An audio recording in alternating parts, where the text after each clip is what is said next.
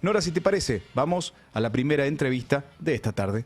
Así es, como decimos siempre, a velocidad supersónica, y el primer tema que nos ocupa es entender un poco qué pasó esta semana en la Cámara de Diputados, donde se está discutiendo el presupuesto. Y por supuesto, dentro del presupuesto, que es la ley que prevé todos los gastos y la administración de los recursos del Estado para el año que viene, hay una parte que concierne a la ciencia. Una parte, lamentablemente, cada vez más pequeña, dedicada a la ciencia. Pero el presupuesto es realmente un laberinto que solo se puede transitar con un guía experto, y en nuestro caso se llama Jorge Aliaga. Ex subsecretario de Evaluación Institucional en el Ministerio de Ciencia, Tecnología e Innovación Productiva de la Nación. También fue decano de la Facultad de Ciencias Exactas y Naturales en el periodo 2006-2014. Actualmente es secretario de Planeamiento y Evaluación Institucional de la Universidad Nacional de Hurlingham e integra el directorio del CONICET en representación del Consejo de Universidades. Hola Jorge, ¿cómo estás? ¿Qué tal? ¿Cómo les va? Buenas tardes. Buenas tardes, ¿cómo estás? Muchas gracias por atendernos. Siempre recurrimos a vos porque sos el que bucea por esos submundos del presupuesto que son de difícil comprensión para legos, para personas que no están experimentadas en ese tema. Pero sin embargo tiene una importancia fundamental, crucial, para los destinos del área de ciencia y tecnología y para todo lo demás. Pero bueno, a nosotros lo que nos interesa es el área de ciencia y tecnología, lo que se llama la función ciencia y tecnología, ¿no? Vos ya habías, con las previsiones, habías hecho un análisis de cómo se esperaba que le fuera a la ciencia y a la tecnología en el próximo presupuesto. Pero ahora, bueno, tenemos la ley concreta que se estuvo discutiendo el miércoles en diputados, y hubo, bueno, allí distintas cosas. Una, digamos, es que no se aprobó el capítulo que derogaba la ley de financiamiento de las universidades, lo cual es bueno, ¿no? Además de la de emergencia en discapacidad, la de financiamiento de las universidades. Pero hay más también, y hay otras cosas que sí se aprobaron, ¿no? Entonces, ¿cómo quedamos para el año que viene? ¿Qué se puede esperar para el sistema científico en materia presupuestaria?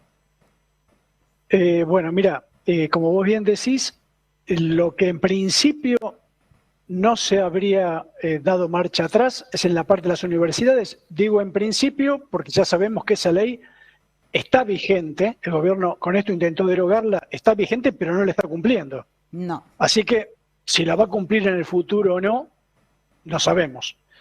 Lo que sí sabemos es, bueno, lo que presentó para las universidades en el presupuesto 2026 es más o menos, digamos, tiene un recorte de un tercio con respecto a lo que los rectores dicen que necesitarían. Es decir, en lugar de ser 1, es 2 tercios. Con lo cual, para hacer lo que los rectores dicen que mínimamente necesitarían que suba un 50%. Es decir, necesitan el tercio que falta para volver a completar la torta más o menos que tenían antes de todos estos recortes. Y más o menos ese tercio que les falta, fundamentalmente, es la pérdida salarial. Es decir, simplificando, digamos, que es 40%, es más o menos la pérdida más o menos, salarial. ¿no? Más o menos 40%. Más o menos, exacto, más o menos. Es el tema de las universidades. En el caso de ciencia, bueno, no sé, yo no sé si lo pueden proyectar, yo les preparé algunos gráficos como para que vean. Bueno, el primer, sí, mira, ese primero lo que muestra es cuánto es la función ciencia y técnica como en base al Producto Bruto Interno. Ustedes se acuerdan que se aprobó en el año 2021 una ley de financiamiento. La ley de financiamiento establecía esas barritas azules, medio azul clarito que están ahí. Sí. Es decir, 0,31 para el 2022, 0,34 para el 2023, 0,39 para el 2024, 0,45 para el 2025 y 0,52 para el 2026. Iba subiendo progresivamente con la idea de llegar en el 2032 al 1%. Si ustedes se fijan, la línea verde es lo que los gobiernos pusieron cuando presentaron el proyecto de presupuesto. En el proyecto 22, 23 y 24 se cumplió con la ley. En el 25, que nunca se aprobó, pero que el gobierno actual había elaborado, ya no se cumplía con la ley. De hecho, había un artículo que proponía derogarla, la ley. Y en el 2026, que tiene media sanción de diputados, llegaría a ese 0,15% del PBI. Siempre estas cuentas se hacen, digamos, con el PBI que el mismo presupuesto supone que va a haber el año que viene. Todas estas cosas después... Suponiendo sí, que lo ejecutan el presupuesto, ¿no? Pero claro, de hecho, si vos te fijás, las barritas rojas son lo que pasó. Es decir, la verde es lo que el gobierno proponía que pasara y lo rojo es lo que pasó. Por ejemplo, en el 2022 se había cumplido con la ley al elaborarlo, pero después el PBI no fue mayor o menor de lo que estaba previsto, los partidas se gastaron más, se gastaron menos, fue el 0,28 del PBI, en el 23 el 0,30, en el 24 ya cae al 0,21 y este año estamos alrededor del 0,15, más o menos, que sería más o menos lo mismo que se proyecta el año que viene. Entonces, si vos me decís, ¿cómo va a estar el año que viene? Bueno, lo que en principio estima el presupuesto es tan mal como estamos este año. Y lo que ya se aprobó en diputados deroga los artículos de la Ley de Financiamiento de Ciencia y Técnica que tienen que ver justamente con esta parte presupuestaria, con lo cual vaciarían a la ley de toda esta proyección de crecimiento del financiamiento. Ahora, esa ley fue aprobada casi por unanimidad, ¿no? Sí, pero bueno, el gobierno tiene otra idea y considera que eso es lo que hay que hacer y no considera que... Si querés, sigamos con el relato y vas a entender un poquito por qué pasa esto. Esta sería la evolución de la función ciencia y técnica en su conjunto. Ahora, podemos pasar al segundo gráfico. El segundo lo que hice fue, separé toda esa torta de función ciencia y técnica en dos grandes grupos, lo que es salarios y lo que no es salarios. La verdecita cada año es lo que es salarios y la roja es lo que no es salarios. Si vos te fijás, este año, con respecto al 2023, los salarios perdieron más o menos el 37%. Que es, de nuevo, es más o menos este tercio que ya sabemos que más o menos se perdió. Pero lo que no es salario bajó el 60%. Entonces, y esto, de nuevo, empieza a sonar cada vez más conocido. ¿Por qué? Porque el gobierno usó licuadora para diluir los salarios en los primeros 2 meses con la devaluación y el pico inflacionario, pero después lo que hizo fue anular todas las partidas, esencialmente, no actualizarlas y no ejecutarlas de lo que no era salarios. Se ve en que no hay más obras de obra pública, de rutas, etcétera, pero bueno, también se ve en la parte de ciencia y técnica. Y si vas al tercer gráfico, es otra forma de ver lo mismo. Acá tenés 3 organismos de la función ciencia y técnica que son bastante paradigmáticos, digamos. El verde, las barritas verdes es el CONICET, las azules es el Ministerio de Ciencia o la Secretaría de Innovación, Ciencia y Tecnología hoy, y la roja es la famosa agencia I+D+I, que fue noticia las últimas semanas porque anuló los PICT 2022, 2023 y anunció que no va a haber más.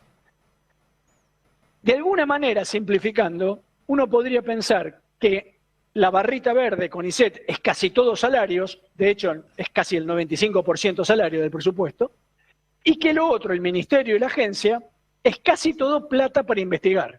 Es decir, es lo que permite que los salarios de la barrita verde funcionen, digámoslo así. Entonces, la raya azul, la linieta azul, lo que muestra es la relación entre cuánto representaba en cada año el ministerio y la agencia comparado con el CONICET. O dicho de otra manera, cuánta plata estabas poniendo para trabajar en función de lo que ponías para salarios. Si vos te fijás, en el año 2013 y 2014 andaba en el 50%, después a partir del 2016 empezó a bajar, llegó a un 25%, volvió a subir en el 22-23, justamente por la aprobación de la ley de financiamiento. Si ustedes ven la barrita azul, que el ministerio subió muchísimo ahí, Claro. fue cuando se hicieron los programas Equipar, Construir Ciencia, y después, en el año 2024 y 2025, cae al 10%. Es decir, que es lo que estamos viendo. Los salarios, la barrita verde con ISET está mucho más baja que lo que era antes porque se perdió el 30% de salario. Pero aún así, el CONICET en pesos este año tiene 5 veces más presupuesto que en el año 2023. En cambio, la agencia tiene el mismo presupuesto que en 2023. Entonces, eso es la relación de lo que se perdió. Hay un factor 5 de achicamiento de la plata para funcionar. Entonces, bueno, eso es lo que no permite. Ahora uno podría decir, bueno, esto es una cosa, un ensañamiento contra la ciencia. Y ahí podés ver el cuarto gráfico que les puse, que es mostrar algunas cosas del presupuesto que no son ciencia. Por ejemplo, vivienda y urbanismo, agua potable, energía, comunicaciones, transporte, etcétera, etcétera. Si ustedes se fijan, para que la columna 2025 sea igual a la de 2023, por ejemplo, en vivienda hay que multiplicarla por 75 veces. Es decir, el agua potable por 13 veces y la mayoría por 3, por 6. Ahora, el presupuesto, que es la línea de abajo, hay que multiplicarla por 1,5. Es decir, que subiéndola un 50%, como se achicó un tercio porque es la parte de salarios, subiéndola un 50% ya está. Pero todo lo que no es salarios se achicó muchísimo más. Y eso mismo pasa en ciencia. Lo que estamos viviendo esencialmente, sin darnos cuenta, es lo que en una empresa se llama comerse el capital.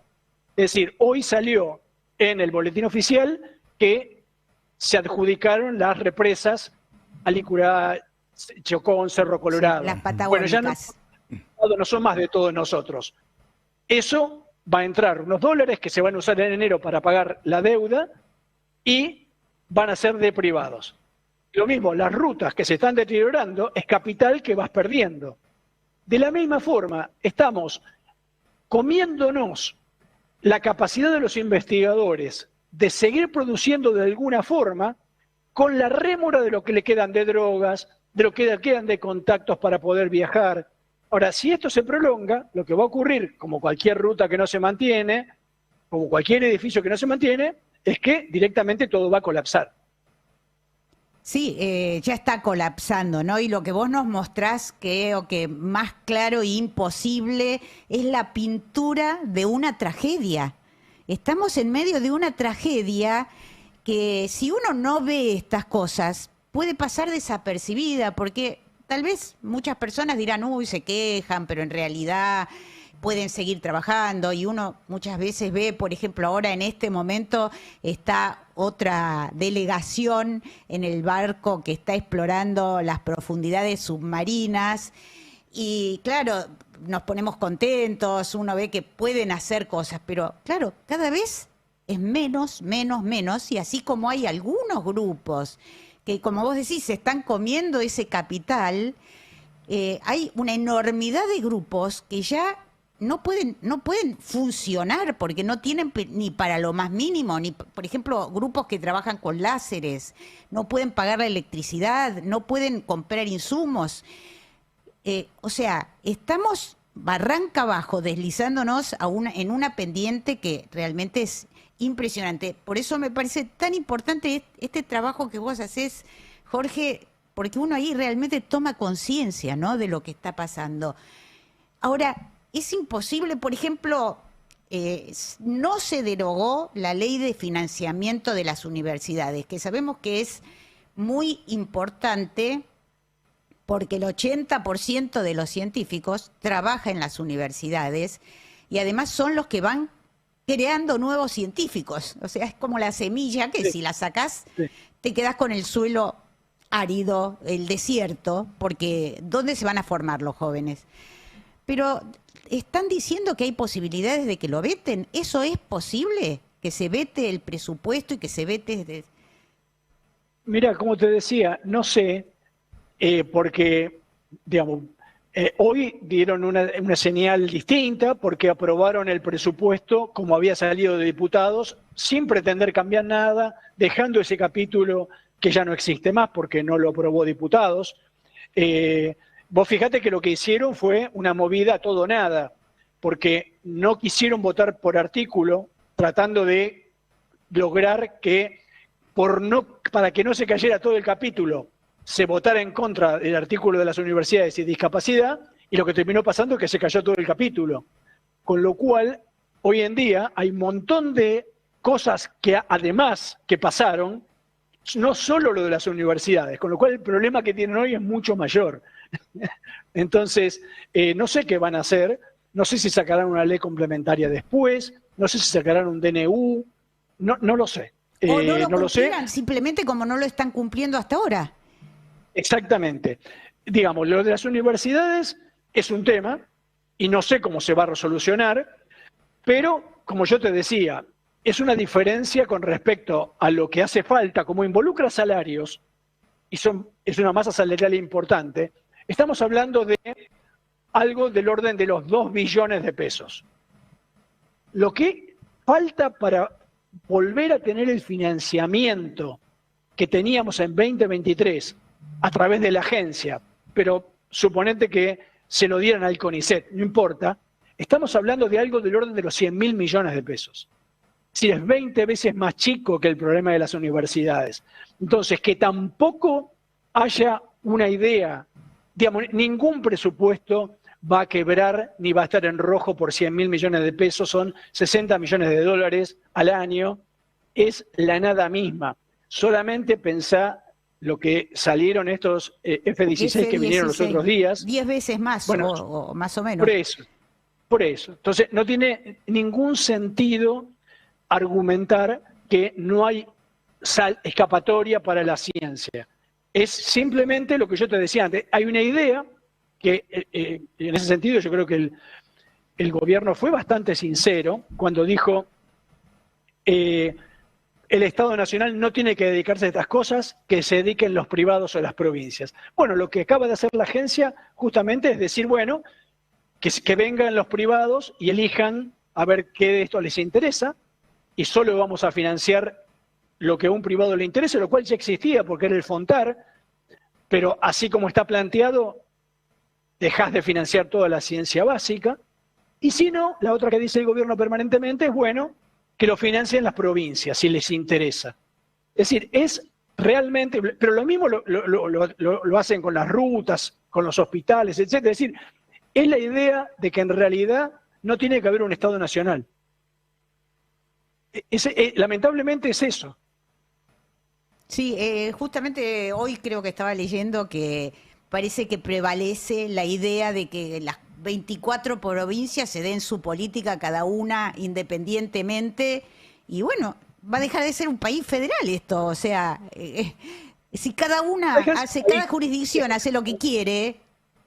Sí, deja de ser un país, porque justamente las políticas federales lo que permiten es compensar desigualdades, coordinar esfuerzos, usar lo que a alguno le sobra para cubrir lo que le falta al otro y viceversa, potenciarse. Bueno, complementarse también, ¿no? Como se vio en la pandemia, complementarse, las fortalezas de uno con las fortalezas de otro, bueno, ir viendo y complementar todos esos esfuerzos. Hubo consorcios que unieron 100 investigadores de todo el país para trabajar en un punto. Sí, pero de nuevo, no es un tema con la ciencia.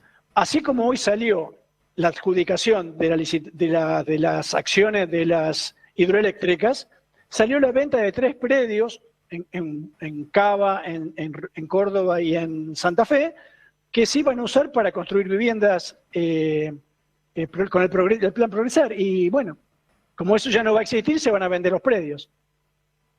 No, es realmente una tragedia que estamos viviendo de manera tal vez inasible para quienes no siguen, puntualmente todas las decisiones que se toman, ¿no? Pero en el caso de la ciencia, bueno, no sé, a mí me toca mucho porque es el motor del país. Si perdemos ese motor, por supuesto que las rutas son importantes, la salud es importante, los hospitales son importantes, pero si nos quedamos sin el motor de la ciencia y la educación, va a ser un país empantanado, que va a quedar a merced de cualquiera. O sea, no, ni siquiera para comprar al exterior tecnología vamos a tener personas con el conocimiento indispensable, ¿no?